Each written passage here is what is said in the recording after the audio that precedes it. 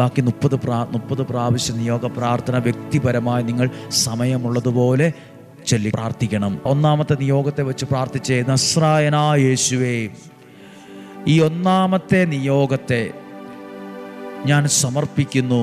ഈ നിയോഗത്തെ അങ്ങ് സ്വീകരിച്ച് അതിന്മേൽ നിലനിൽക്കുന്ന എല്ലാ തടസ്സങ്ങളെയും എല്ലാ ബന്ധനങ്ങളെയും പൂർണ്ണമായും എടുത്തു മാറ്റി സാധിച്ചു തന്ന് എന്നെ ഇന്ന് അനുഗ്രഹിക്കണമേ.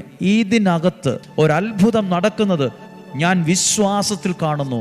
യേശുവിൻ്റെ നാമത്തിൽ അത്ഭുതം സംഭവിക്കട്ടെ. രണ്ടാമത്തെ നിയോഗത്തിന് വേണ്ടി പ്രാർത്ഥിച്ച് നസ്രായനായ എൻ്റെ യേശുവേ, ഞാൻ എഴുതി സമർപ്പിച്ച രണ്ടാമത്തെ ഈ നിയോഗത്തെ അങ്ങ് സ്വീകരിച്ച് അതിന്മേൽ നിലനിൽക്കുന്ന എല്ലാ തടസ്സങ്ങളെയും എല്ലാ ബന്ധനങ്ങളെയും പൂർണ്ണമായും എടുത്തു മാറ്റി സാധിച്ചു തന്ന് എന്നെ അനുഗ്രഹിക്കണമേ.